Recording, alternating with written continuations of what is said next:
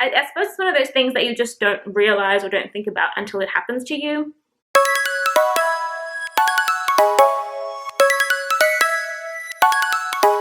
Hey lovelies, welcome to another video and welcome to my playroom yet again.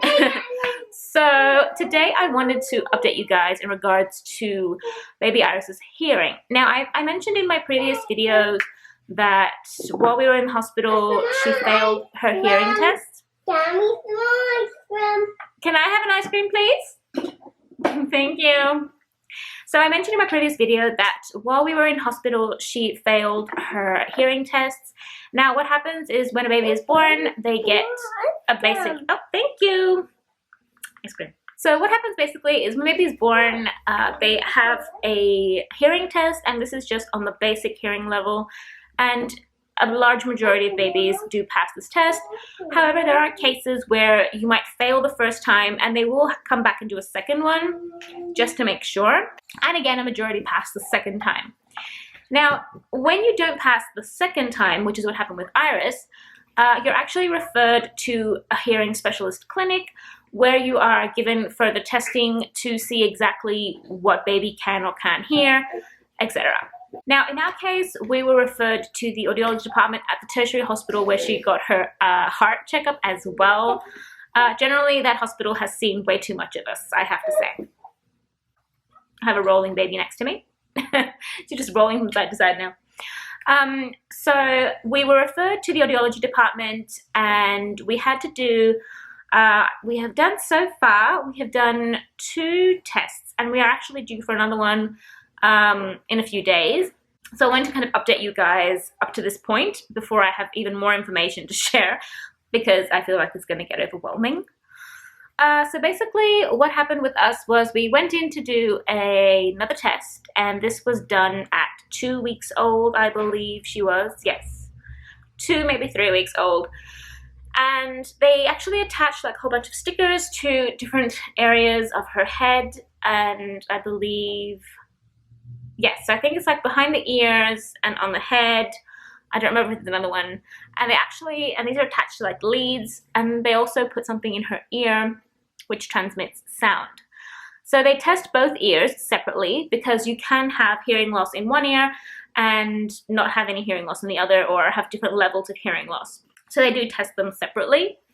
Now, during this process, baby has to be asleep, which was pretty easy the first time. The second time, when we followed up about, I think, 4 weeks after that, wasn't as easy, but it was okay. I am really worried that the third time now is not going to be that easy, but that's a whole other story.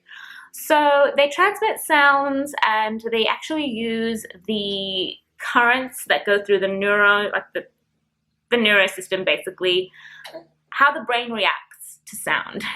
So baby has to be completely asleep, because any movement or like any other things that baby might do, whether it's moving arms, legs, yeah, it does intervene, and it does look like baby might hear something, but it's not actually sound that's being transmitted. So you have to be really careful, and baby has to be asleep. And she's rolled over again. What are you doing? So the conclusion from the 2 tests that we have done so far, one took, the test itself took about, I believe, 2.5 hours the first time round to almost 3 hours, and the second time round it was a good couple of hours. And my stress levels the first time round, because Angel was in the car with her dad, I hadn't realized how long it was going to take. My stress levels were just, oh my god. I was just counting the minutes, and I was also super tired and falling asleep, and they have this comfortable chair where you're rocking baby. But yeah. And so they have this really comfortable rocking chair so that you can actually put baby to sleep, and you're rocking back and forth.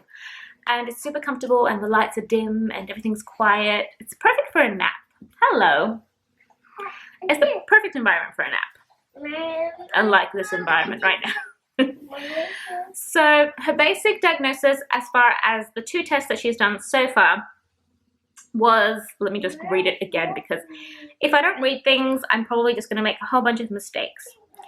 So, conclusion, it says, results obtained are indicative of mild high frequency sensorineural hearing loss bilaterally. So that basically means that she has a very, very mild hearing loss in both ears. And I believe it's pretty much the same in both ears. Normal middle ear function bilaterally. So her middle ear function is fine. She just can't hear very high frequencies. And again, it's extremely mild. And so this is a good and a bad thing. Meaning when you have a hearing loss that is significant, and you know that you will look into hearing aids, you know what you need to kind of, you know where you go from there. In our case, with the very mild hearing loss, you don't really know 100% if she actually needs the hearing aids, or like you don't know how to progress really. So you don't really know how to progress. You don't want to do too much, like put in hearing aids and she doesn't really need them. But you also don't want to stump her development and not have her hearing things and have her speech impaired, etc. Because hearing is really, really important in development. That is 100% the most important thing. So, and that's a child in the background because, you know. So basically right now we are currently in the phase where we are monitoring her hearing loss. We're monitoring what she can or can't hear. Hello. Thank you. Oh no. Okay, this is... So we're currently monitoring her hearing, and she does babble away, she does chat away, she does react to sounds. She does wake up at the drop of a needle. So honestly, it's what I said earlier, that you don't really know which way to go with extreme mild hearing loss, because it's so mild that you don't know how it will actually affect her, and if it will affect her, or if it's just a very mild lack of hearing high frequencies. It's very, yeah, I never thought that it would be more complicated to have a mild, extremely mild hearing loss than to have a more like clear-cut hearing loss. It's, yeah. I suppose it's one of those things that you just don't realize or don't think about until it happens to you. And my brother does have, like, he did have issues with his ears as a baby. No, Agape, he's not home. And generally from my dad's side, quite a few hearing issues, but nothing in regards to this. So Iris's hearing loss is not related to any family hearing ear issues. It's pretty much just happened. just happened. She's a special one, that's for sure. Her sister in the background. So yeah, we will be looking into the hearing aids. I do want to research them and actually see what options are available, because I don't want her to have any developmental issues. So far, she does hear everything, it seems. We will be getting that checked out again next week. We have an appointment for another hearing test. I don't know how I'm going to keep her asleep during that one, because she has to be asleep again. But her sleeping pattern has changed a lot. She's way more alert and way more like, I want to see the world. I don't want to sleep. So, plus she'll be sleeping in the car until we get there. So that's a good 30-minute drive, which means she will have had a good nap. And this test does require her to be asleep for at least an hour. I don't know how that's gonna go. Yeah.